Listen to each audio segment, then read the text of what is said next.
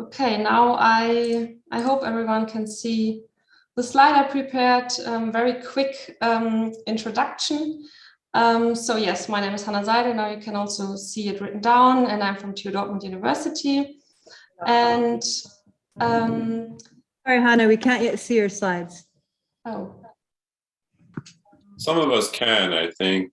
So there must be something going on because I can. I can too. Yeah, it's one of those buttons in the corner where you are. This one? Yeah. No, You press the thin line one. Try that. Yeah. Ah, yay! Teamwork. It takes a village. Okay. Cool. Well, I just continue. I want to explain a little bit the topic. So the COVID-19 pandemic, with its lockdown, has shown more than ever that public spaces play a central role in encounters, social interactions, and social gatherings. And the question of how to develop urban spaces is a much debated topic in urban planning. And in this context, new methods of collaborative urban design constantly emerge.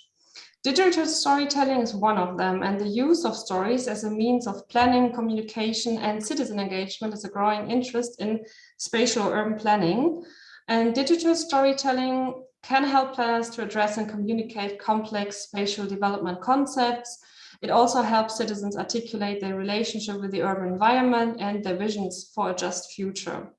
So it is proposed here that if planning processes were to be formed based on community stories, then storytelling might be seen as the lost circle of the planning process to join planners to people, scientific knowledge to traditional knowledge, theory to action, problem to plan, and in short, planning to communities and their values.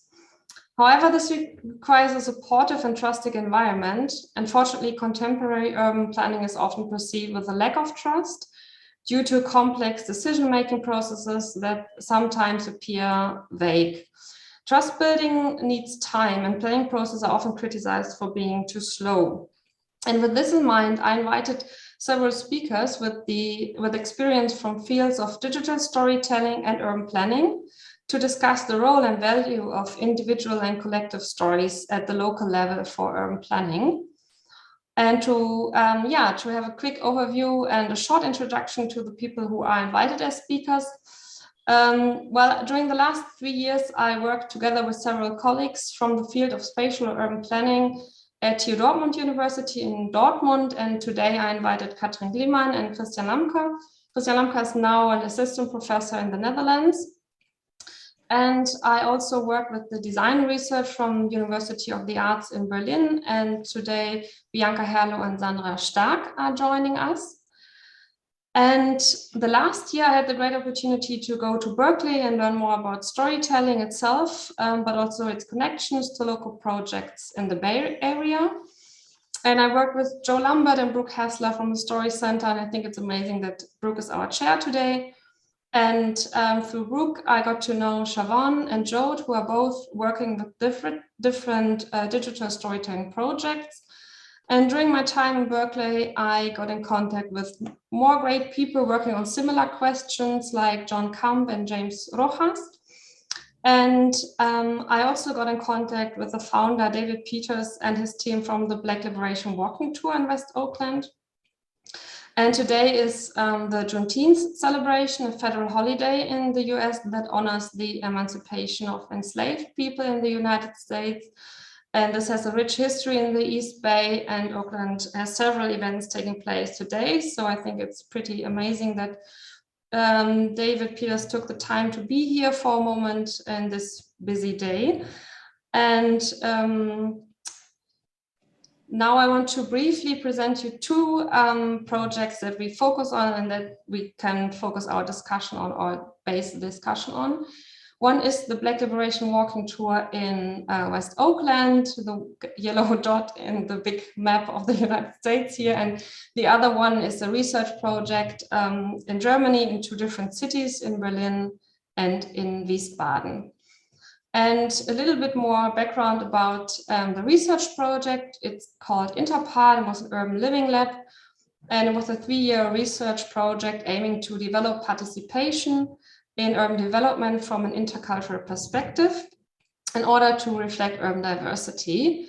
And it was a participative project. Local actors participated in the research process, and we also tried to incorporate different forms of knowledge to, in the end, initiate change. So this project has a transformative effect. And there, one focus was on storytelling spaces, and we built the story corner, which are the first or the upper pictures where people from the neighborhood could tell stories about the intercultural encounters in the neighborhood and their experience with participation. And the other one was a story circle where we brought more people from the neighborhood together to have kind of a group discussion also about the same topic. And one insight into the questions or narratives we heard, I think this is an interesting example because these are two different narratives from the story corner in one neighborhood, and we heard individual perspectives about the neighborhood, and during the analysis we found repetitions in small stories, arguments, descriptions about local shopping streets from the residents who told their perspectives about the neighborhood in the story corner, and these formed a broader narrative. Well, two broader narratives. The first one, it's a pity it's not like it used to be, was the dominant one, represented by an initiative group of white, well-educated, middle-class people who know how to raise their voice, and they were concerned that the neighborhood has changed, it's not like it used to be, the German butcher is gone, there's a Turkish supermarket now, so where are the traditional German stores? And the second narrative was kind of a counter narrative to the first one and less represented in the discussion of the neighborhood development, and it was more represented by people with a migration history, and they said a lot has changed for the better. So we have lived here for almost 30 years, and as I said, a lot has changed for the better. We have a lot of businesses, so we actually feel good here.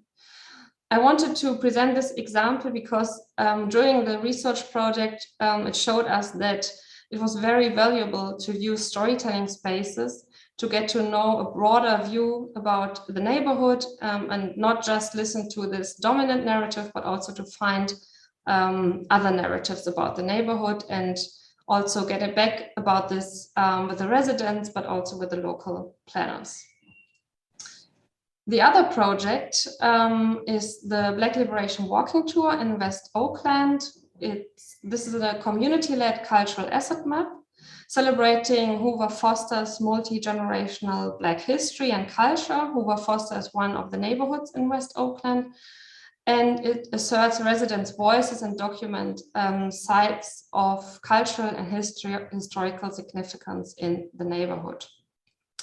And there's one example about one resident who is very active in the neighborhood, and she was at the point where she, where the bank wanted to took the house she lived in, and she, drew up upon her skills and fought for the house, and in the end, she got the house back. And this is some of the stories you can hear on the website, but also during the tour. And they also have the Black Mural Tour, which when you can visit or go through the neighborhood and see big murals that were designed with the community and realized by artists. And this quick introduction into these different projects of storytelling leads to some reflections on the tensions about storytelling as a participatory method in urban planning. And I would like to discuss about those. So stories are narrations, videos, audios, pictures, but planners work with maps, data, and text. Stories are situated and subjective, but planners and researchers need valid information. Low threshold form of communication is also a value of storytelling. On the other hand, telling private stories is not without barriers. For example, language barriers or trust, which needs a lot of time. Sharing stories can be empowering, and on the other hand, telling a story does not automatically lead to a participatory moment of change or action. Telling personal stories requires trust and respect, and there's often lack of trust in government and administrations. So some of these tensions lead to the big question I would like to discuss. What can we learn from these different approaches about digital storytelling for planning processes? And I have the first question regarding more the Interpart project. To what extent does digital storytelling as a global, intercultural and low threshold form of communication facilitate access to urban development issues and lead to greater diversity and participatory planning processes? And more regarding the Black Liberation Walking Tour, to what extent can communities regain a voice in the development of their neighborhood and rebuild trust in urban planning through bottom-up digital storytelling? And to start the discussion, we would like to focus in the first 20 minutes more on the Interpart project and the question, and in the second part more on the Black Liberation Walking Tour. And therefore, I will now stop my screen sharing and invite Katrin Gliemann and Bianca Herlo as representatives of the first project to give a first statement, and then we can open up the discussion. Okay, thank you, Hanna. Thank you very much. And maybe I can start and Bianca and Sandra can add. Nice to see the two of you, because we haven't met for more than half a year, I think, after we had finished the project. Well, coming back to Hanna's question, well, for me personally, storytelling is, well, first and foremost, most a tool, nothing more, but also nothing less, and the direction in which it unfolds its impact depends on the person or institution that uses the tool. So whether it proves to be intercultural effective and low threshold, like mentioned in the question, depends on how it's designed and applied, and this does not happen automatically. But in our experience, storytelling offers good conditions to enrich the planning process, especially in this direction. In our research, especially in order to address groups which are usually not present in participation, for instance, young people, women, or residents with a migration background. And I think to understand the benefit of storytelling in our field of research, it's helpful to consider what keeps certain groups of residents away from these discussions so far. Just to name a few reasons, we encountered certain people do not feel addressed when they are invited to participation events, for example, because they do not feel, well, kind of perceived as formal German citizens. They do not realize, and it's also not communicated to them, that their everyday knowledge is important for further developing the city.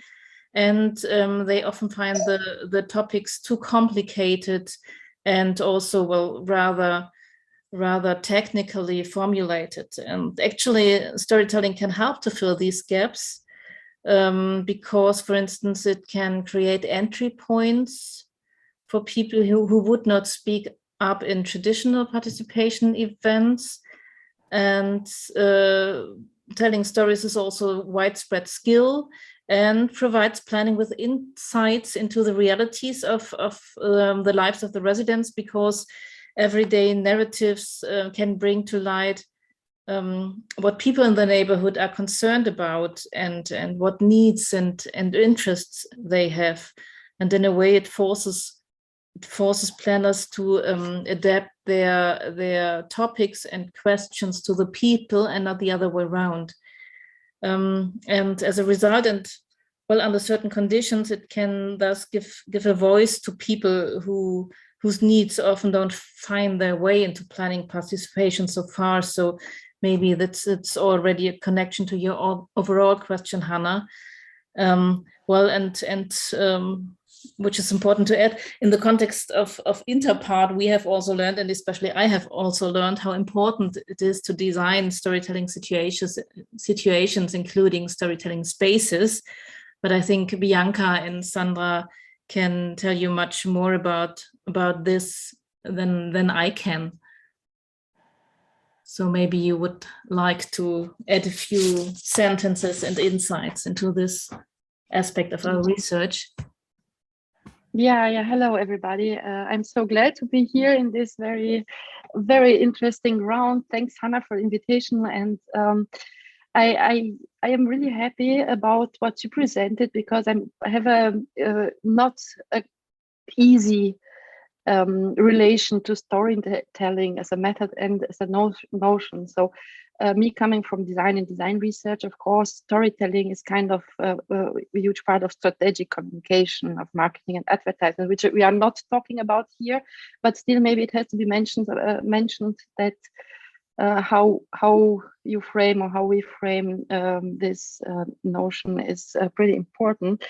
And of course, my perspective would be, and I try to make some valuable points of storytelling as a method, as you framed it, from my research perspective on 3 different levels. So one would be, first of all, that of course within qualitative research and design ethnography and cultural probes and all what kind of very nice methods we gathered and used over the last years in participatory design processes, this listening to the stories, to the everyday stories of people is always the most powerful, I would say, because it really helps understand totally different perspectives, or at least open up to the possibility that there are different perspectives, different needs, different understandings of a specific situation. And I think even if it takes more time and more, resources, it's still, over the last 10 years, I would say it's still worth it. The second point or level would be that,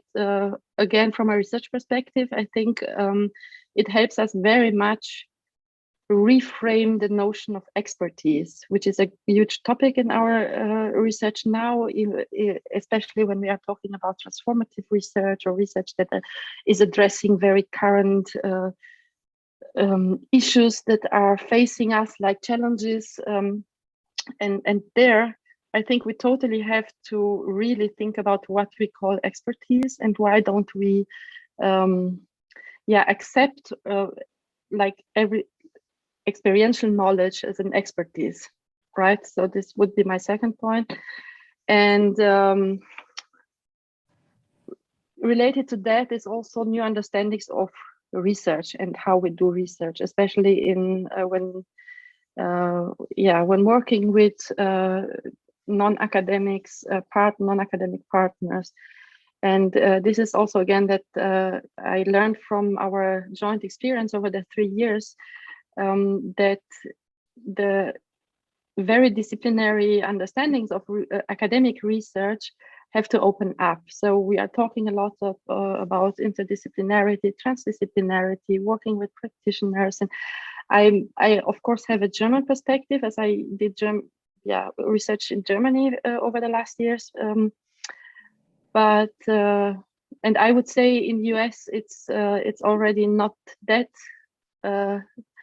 big topic, or it's more discussed, or in UK even, but in Germany it's still we are fighting a lot of new understandings of research, and this kind of experiences in research context and approaches help us a lot. Yeah.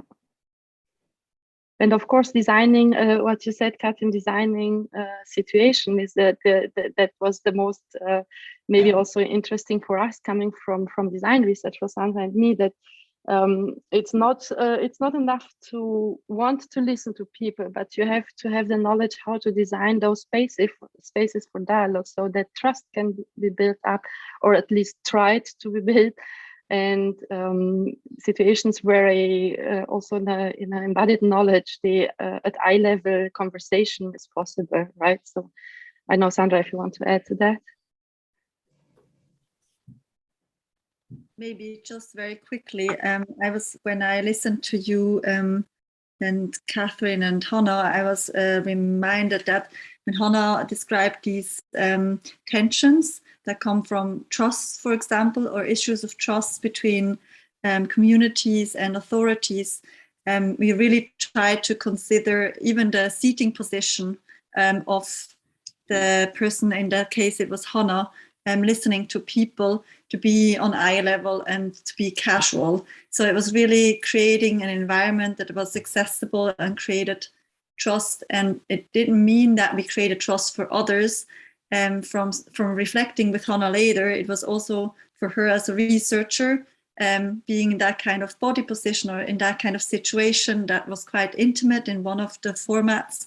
It was also kind of as for, and you have to answer that yourself, Hanna, but I remember you saying that it also changed your own feeling of and position and perspective as a researcher. So how do we as researchers go into the field, and how do we create this kind of relationship by creating these, designing these situations? I think that's also quite important when it comes to trust and accessibility, and also being the space itself where people were talking about their experiential knowledge, and we were in the actual space they were talking about. So while talking, they could physically refer to the environment they were actually talking about. I think that was also quite important, that it wasn't that we didn't listen to stories in our universities. Yeah, thank you. I'm curious what the experience of Siobhan, John, and James, who work with people in community development processes, is about, or their thoughts about what we heard about storytelling. Maybe you have a reaction. I think in the US, we don't use storytelling generally, because kind of most planners just want to get the plan done and the policy done. And we've been able to work with cities, because what we do, we have people build the stories, and we just have them tell a story for a minute. You know, they're not going to find us to sit there for an hour to hear stories from people. The planners are concerned about, you know, what do people want and need, and more so telling their story rather than people telling their, rather the other way around. So it's not a very popular. It's not a very popular here in the U.S. You know, if any, you know, we work a lot with cities all over the country, and we're the only one to do it. But the other groups are just too out of the focus of city planners, because they have RFPs. RFPs usually have just 2 meetings. 2 meetings have to be maybe 2 hours long for the whole project. So stories have little room to be put in there. And plus, a lot of cities will hire an artist to work with them, but they don't really take them seriously. It's just kind of like, okay, we have a token artist here to tell stories, but we're not going to put them in the plan. So it's a very, very hard sell. Oh, Yeah. so Sorry. I was going to say, so James, as a token cultural strategist who's been hired by Oakland's Building and Planning Department, how can we get to the table and get them to take us seriously? What have you found out from your work? Well, working with Barbara Toya, folks at the city of Oakland and all the kind in LA, the whole idea is how you structure your storytelling so it fits into their guidelines. Now, I can go out there and tell tons of stories, but they don't care. But if they're doing a specific plan or a community plan and they need input, we need to be able to give them that input through our channels. But otherwise, you know, if it's not a plan that you're working on, they're not going to really care. You know, if it's a specific plan for East Oakland or for West Oakland, they'll care. But it's not on the books. They're going to say, "Well, nice work, great work," but we need to apply it to plans and processes, transportation planning processes, you know, road ties, stuff like that have actual infrastructure investment. That's when they listen to us. Otherwise, they'll say, "Oh, that's a great project. You know, paint a mural for us. That's nice, but you know, it's not going to have the nuts that we need, the teeth that we need to really move forward on that." And John has some comments too. Well, so James and I work together, and I feel like this morning I'm the rosier, more positive one. James is. Honestly, I think that if I look over the past few years and the work that we've done with cities on model building and storytelling and all the different ways that we engage people in urban planning through their hands and their senses, I think one of the recurring themes is that the smaller cities are just more nimble and that they are more open generally to trying different things. So like we've been working up in Oregon with some smaller cities up there, and they just want to do community engagement differently. And they do want to fold storytelling and the kinds of experiential, or the kind of experiential knowledge that you guys were talking about that traditionally hasn't really been valued, I don't think, in planning as a profession or in planning as a discipline.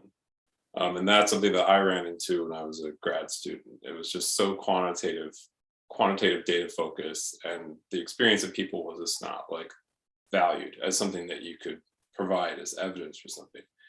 But I think that it's changing, but I think these bigger cities that get a lot of attention, like the ones that we hear about, and I'm sure you guys hear about overseas. I mean, obviously, like, you know about LA, you know about New York, but like these bigger cities, like that are successful, like Minneapolis and Seattle and these kinds of places, like they are big bureaucracies at the end of the day. It's much harder for them to shift their processes, the ones that James was talking about. It's much harder for them to change how they go about doing things. Whereas with these smaller cities, I mean, they're not as constrained by all this bureaucracy. So they can kind of be like, well, maybe we should try this. And I think that's how we've been able to do more and more work, having people work with their hands and their senses, but for actual planning processes. And I think it's been really successful. I mean, I'm not to toot my own horn, but I think the response that people have had has been that it's been really successful. And we've also started doing workshops in all Spanish, model building workshops in all Spanish. So people are they're hungry for something different. And it's not that people in larger cities aren't hungry for something different, but I think that hunger is stymied by the bureaucracy and the bureaucratic machine that just sort of keeps everything in.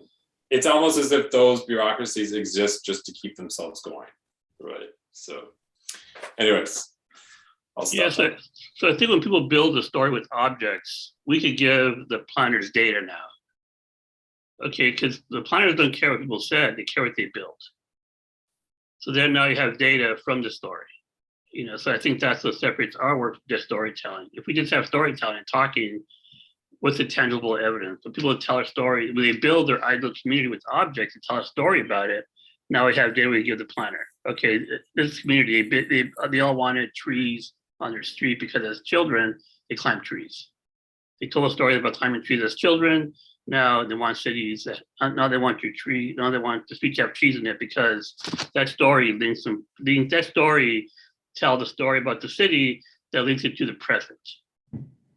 And we're always trying to make that link between past and present, that things aren't just designed on a blank piece of paper, but people bring in memories and stories into a space that we can't see, but when they build it, they can tell that story. And then it becomes tangible evidence to what they want to see in the future. And then that empowers people to start to articulate what they want. In fact, when I work with a lot of immigrants, I tell them, you got to tell your story, but build your story. Because talking might not be the way they could communicate, but they could use their hands and build a story a lot easier than telling a story. So what they build becomes hard data that we could use for the city now. Okay, these Latinos all built a plaza from their home country. Now we need a plaza in LA because it's because of what they physically wanted. It's a space that they have memories of. So it's really, really important, really getting that kind of intangible into a tangible kind of range of ideas and processes and projects, infrastructure. Yeah. And what about Siobhan, of your work and community workshops?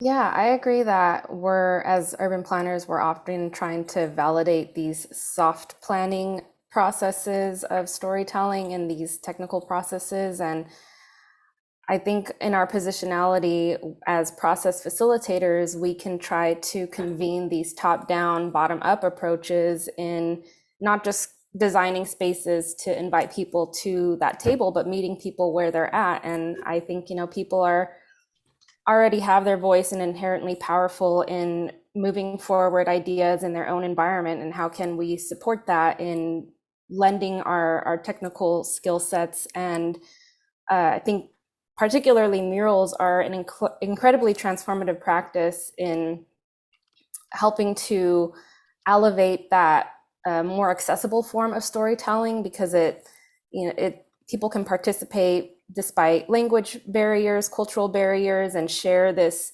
dialogue, create a public dialogue in a physical space. And when that transcends these physical space and enters the digital realm, then there's opportunity to have a more global conversation around shared experiences. And when there's mural programs and mural organizations and people seeing that this is a shared experience because of the impacts of capitalism, neoliberalism, or historical, traumatic planning impacts, then there's these broader conversations around solidarity. And so these are ways that planners can engage with organizations that work more closely with communities and may already have that trust building in place, which does take a lot of time. So it's coming out of our silos and really collaborating from these institutional spaces to these community-driven spaces, and supporting what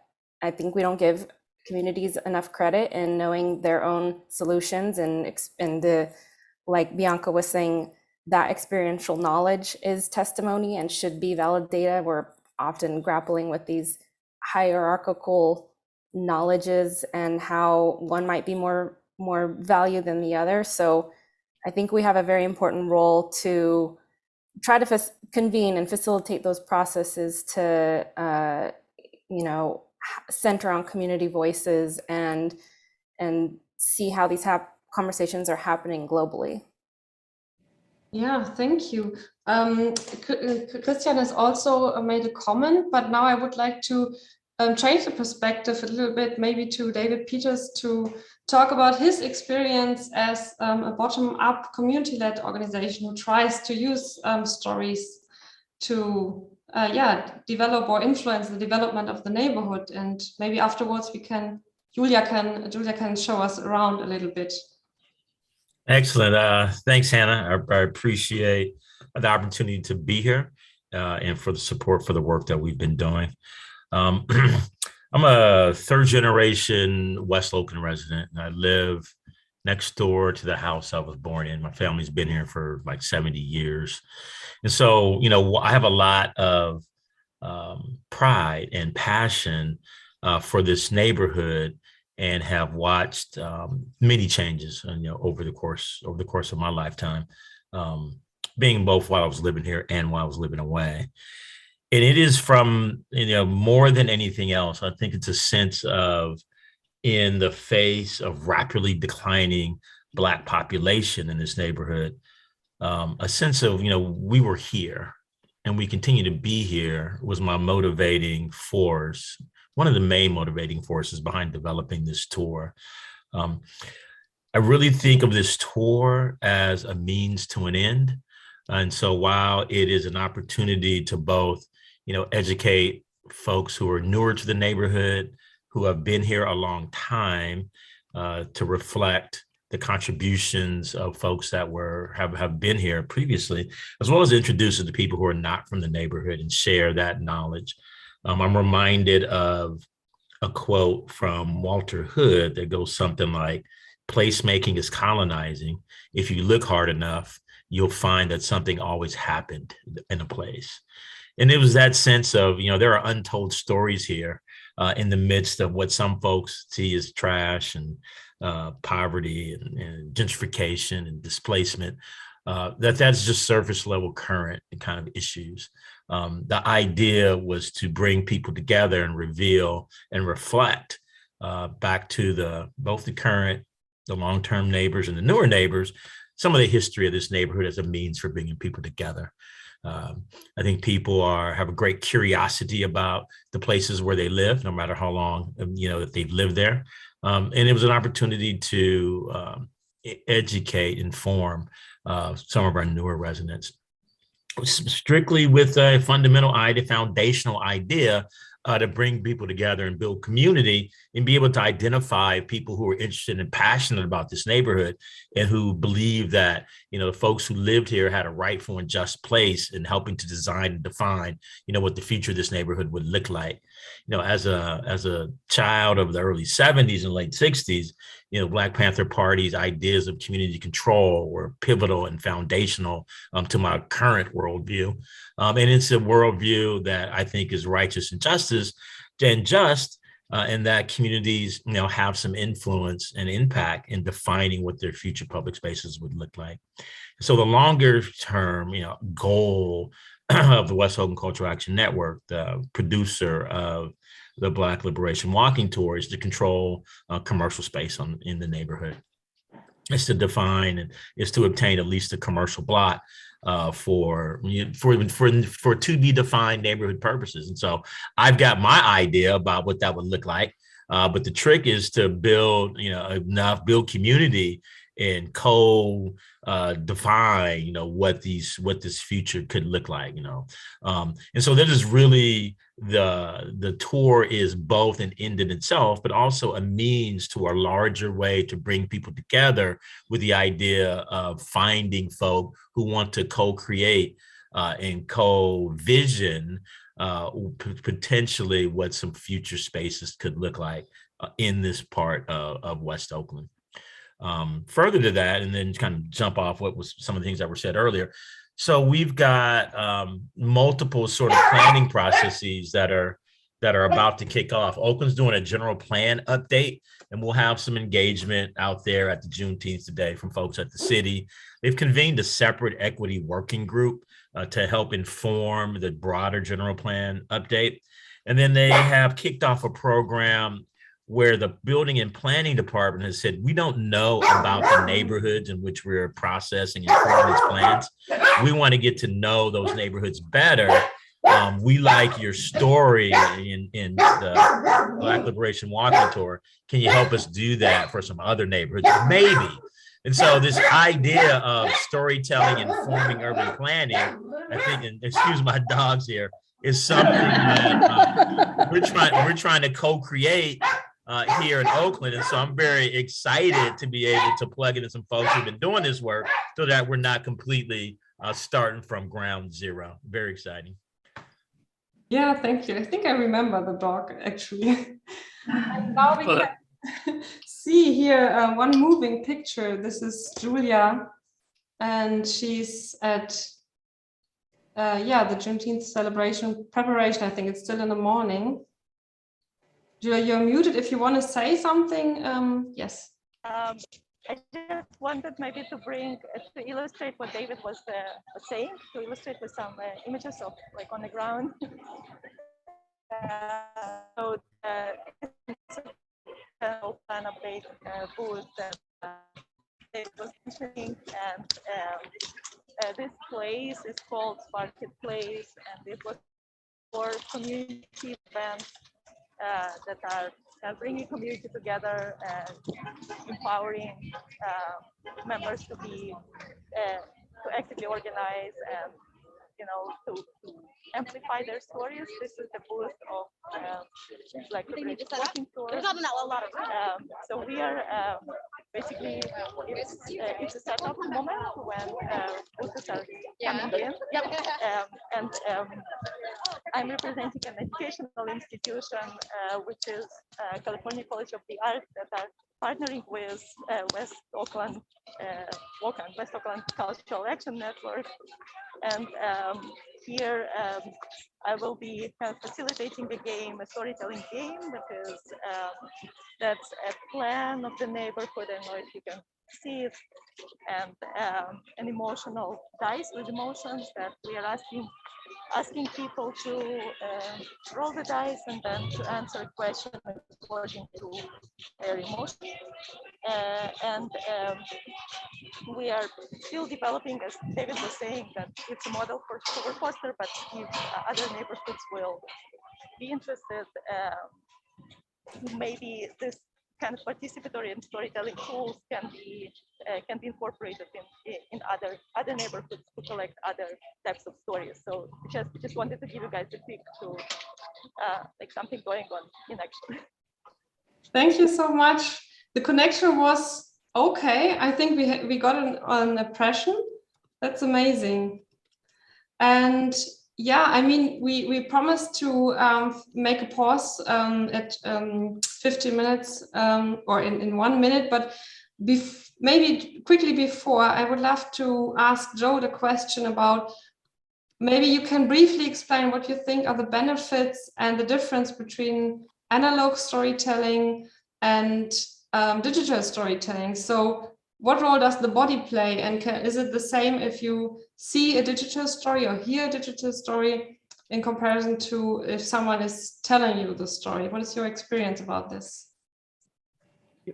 Hanna, you're asking me that question? Yes.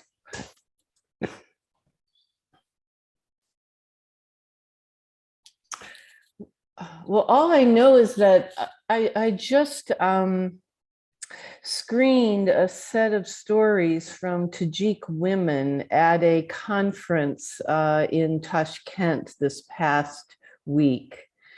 And an audience of Uzbek teachers who were listening to these Tajik stories across the border were moved to tears.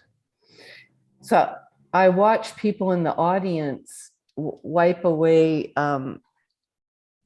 their eyes after watching the stories and hearing the voices with the music and the images. These were 3-minute digital stories in the mode of narrative storytelling from Story Center approach. And the viewers felt deeply from the experience. That's what I observed. Okay, thank you. I would love to continue this discussion, but yeah, I don't want to keep anyone who wants to or has to leave. What is your situation in the room? We have a beautiful audience here in person. And to those who came in a little bit late, what Hanna's referring to is originally this was slated as a 75-minute session and it shrunk to 45 minutes. We're aware that our sessions in parallel end at 6:30. So if you need to leave now at 6:15, you're welcome to, with no hard feelings. If you would like to stay, our panelists are prepared to remain until 30 minutes after the hour. Okay, thank you. Maybe Brooke, you would like to add something to the question of analog versus digital storytelling, your experience. What does it need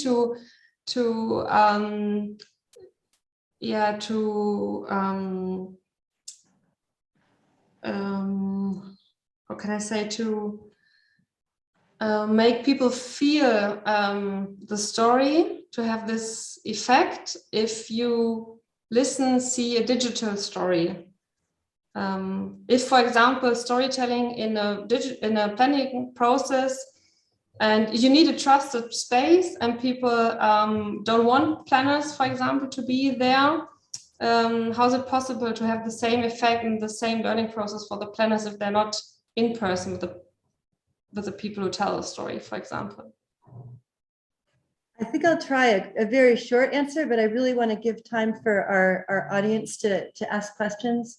So if I could say just one thing in response to Hanna's question, it would be the breath, that we're all breathing through these experiences, whether we're doing it on screen or in person. There's a way that we're sharing our voice and our breath and our presence. So I think even in a screen-based workshop or experience, we're still having embodied experiences in many ways. But let me, if I may, I'd like to invite the folks who have come either in person or even in the chat to ask a question to our amazing collection of speakers today. Would anyone in the room like to pose a question or contribute a suggestion or thought? I question. I'm not sure exactly how to phrase this, but I guess I'm a cynical American that comes from the context that James talked about. And my background is art, so I'm very familiar with like public interventions that have a kind of more ephemeral effect on public space. And I'm just wondering if you can share examples of ways that these like more creative, story-based interventions in the planning process have like made a difference in, or like created a material change in a plan that was being put in place for physical infrastructure. Were you able to hear that question? Yeah, for me.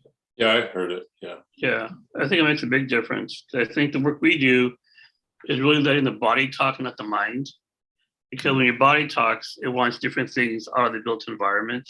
For example, you can ask people how they improve mobility in the city, and they'll probably say more parking, less traffic.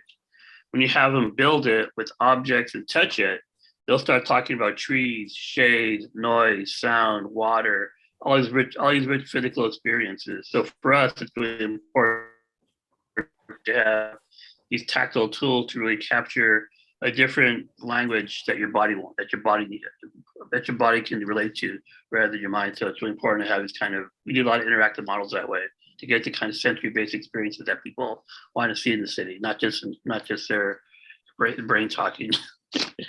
So I'd like to add to that if I could.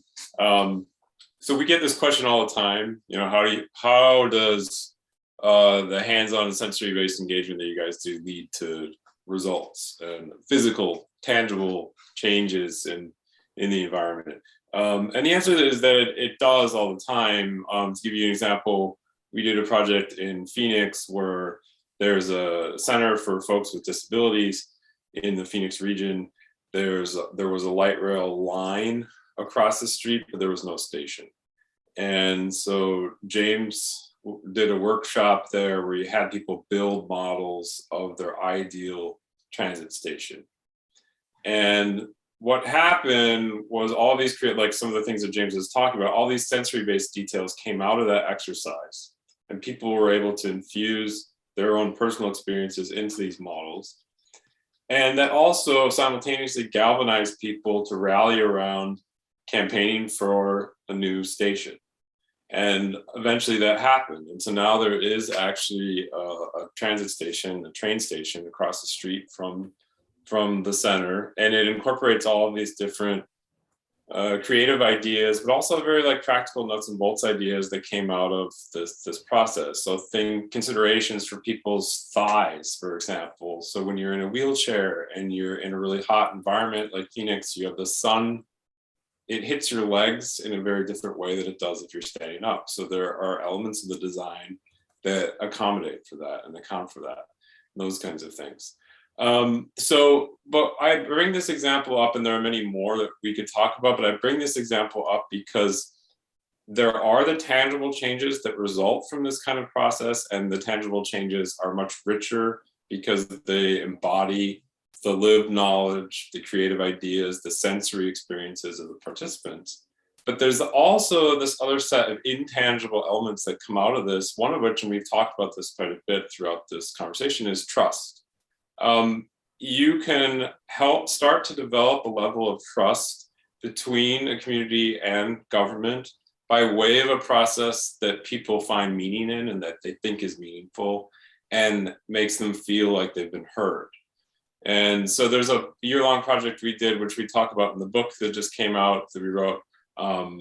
And at the end of the project, it did result in plans and drawings and zoning changes and all that. But we asked the council member, because we did a meeting at the very end where we had people weigh in, came in and weighed in on what we had come up with. And no one really complained. People really liked what we had come up with. And we asked the council person, and he said, well, you listened and people felt heard. So it wasn't that you just listened to them and gave them their 2 minutes to talk. It was that you actually listened, you gave them the opportunity to build and explore their neighborhood and share their stories with you. But at the end of the day, they felt heard. And I think that's so different from just being heard.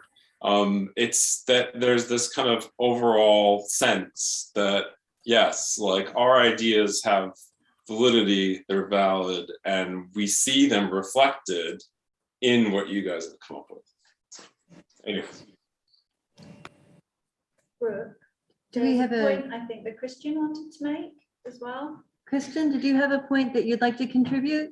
Could you click on the chat too, so we can, it seems like I've seen like moments of these. Yeah, that was something we were working on Oh, earlier. we can't see it. It's going to Vicky's iPad, sorry, but it will be recorded as part of the session recording. You will be able to go back and see it, but if there's anything in particular you want to have a look at, do come and I'll show you afterwards. I know they pop up, yeah. Yeah. But again, Christian, did you have something you'd like to contribute? We're unable to see your chat contributions right at the moment from the room.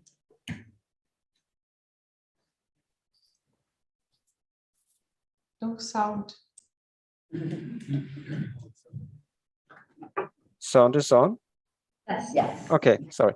There was some discussion on the important role of trust through storytelling, not only between planners and community, but especially within communities that may feel that there is actually more than just separate stories, that there is some coherence emerging. That's one thing. And then I would add a comment on the integration of stories also into spatial planning, where I would see one important direction or question maybe to think about how much, let's say, irrationality planning should also allow for. In a sense, if planning is something about deciding about the future we want, then maybe that's not necessarily the future that we can fully calculate.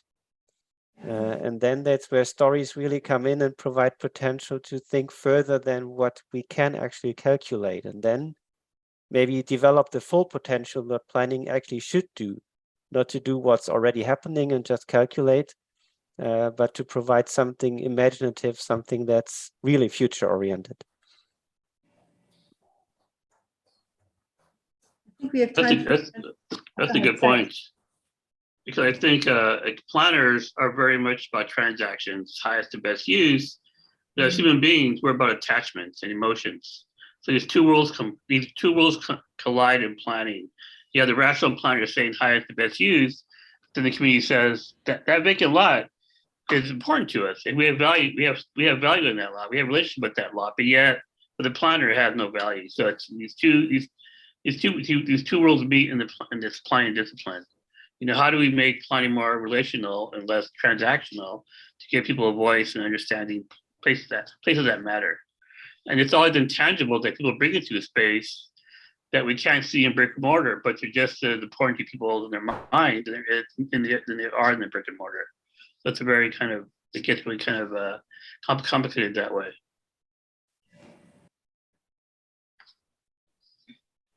Okay, thank you very much. We are approaching the end of this discussion. Yeah, are there questions, comments? Yes, we have one more question in the room, Hanna. I just wondered have you done anything with the planners themselves and with space architects to help them to understand space in the same way that you work with communities to do as well?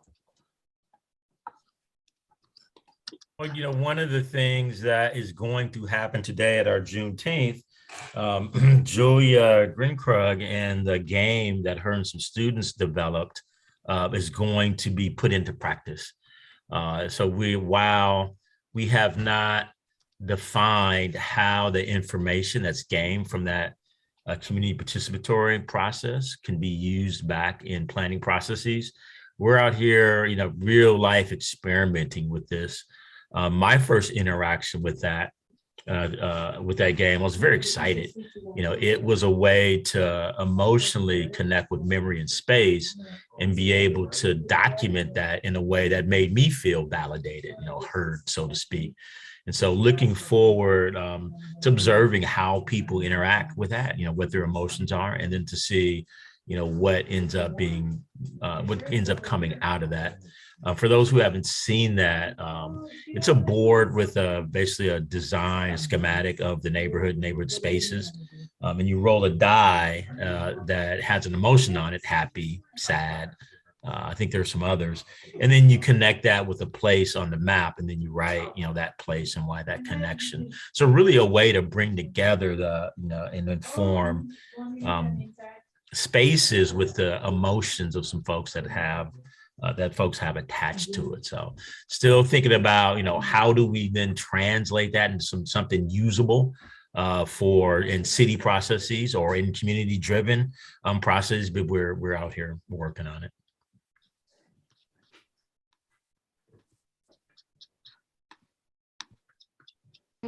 We are at 30 minutes past the hour. I want to respect the time of our panelists who came across many time zones to join us here in Loughborough. Thank you all for coming to this session. Again, please do download or access the recording of this session when it becomes available. I know that a number of things were added into the chat that will give us many more journeys to follow. And I hope that you all will stay in touch. Any last words, Hanna? Thank you very much, everyone, for joining. And I think one last comment would be that planning as a discipline can still learn a lot from other disciplines and also the communities, and should be more open to irrationality, which I think is an amazing outcome. And yeah, I would love to continue this discussion in whatever format. Thank you very much for today. Thank you. Thank you, Hanna. Thank you. Thanks for moderating. Bye. Thank you. Goodbye. Thank you. Thank Bye. Thanks you. all. Bye-bye. Bye-bye. Thanks, Hanna.